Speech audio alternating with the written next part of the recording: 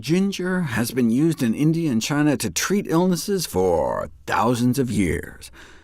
But they also used mercury, so that doesn't really tell you much. That's what we have science for. But when you see titles like this in the medical literature on the beneficial effects of ginger on obesity, for example, you may not be aware they're talking about the beneficial effects of ginger on fat rats. Wait, why don't they just do human clinical studies? The lack of clinical studies may be attributed to, for example, ethical issues and limited commercial support. Limited commercial support, I can see. I mean, ginger is dirt cheap. Who's going to pay for the study? But ethical issues? We're talking about feeding people some ginger. Studies like this are relatively cheap and easy to do cross-sectional studies, where you take a snapshot in time of ginger consumption and body weight, and you do see that people who are obese tend to eat significantly less ginger, and so they suggest this demonstrates that the use of ginger could have relevance for weight management. But maybe ginger consumption is just a marker of a more traditional, less westernized junk food diet? I mean, you don't know until you put it to the test. A randomized controlled trial to assess the effects of a hot ginger beverage, by which they just meant 2 grams of ginger powder in a cup of hot water. So about 1 teaspoon of ground ginger stirred into a teacup of hot water.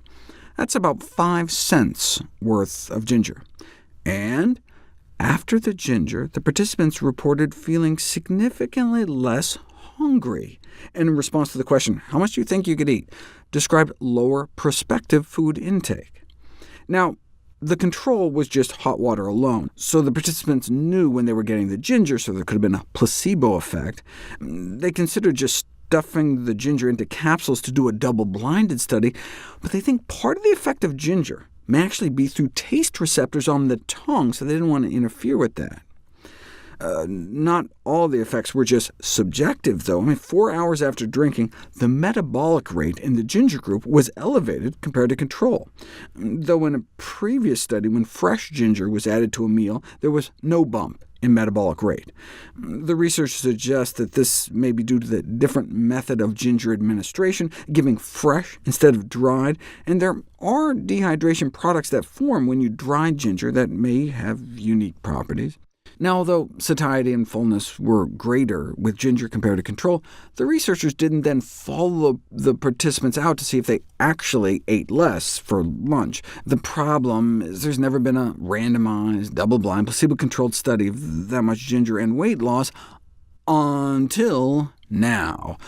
12 weeks, that same teaspoon of ginger powder a day, but this time hidden in capsules, and consumption of ginger for 12 weeks significantly reduced body mass index. Check it out, no change in the placebo group, but a drop in the ginger group. Though body fat estimates didn't really change, which is kind of the whole point. What about using ginger to pull fat out of specific organs like the liver? Evidently, treatment with ginger ameliorates fructose-induced fatty liver in rats. You know what else would have worked? Not feeding them so much sugar in the first place. But there's never been a human... you know where this is going, until now. Ginger supplementation in non-alcoholic fatty liver disease, a randomized, double-blind, placebo-controlled study, a teaspoon of ginger a day or placebo for 12 weeks. They were all told to limit their dietary cholesterol intake. I've got a video on why that's important, and get more fiber and exercise, so even the placebo group should improve. But did the ginger group do any better? Yes. Daily consumption of just that teaspoon of ground ginger a day resulted in a significant decrease in inflammatory marker levels, and improvements in liver function tests, and a drop in liver fat, all for 5 cents worth of ginger powder a day. And what are the side effects? A few gingery burps.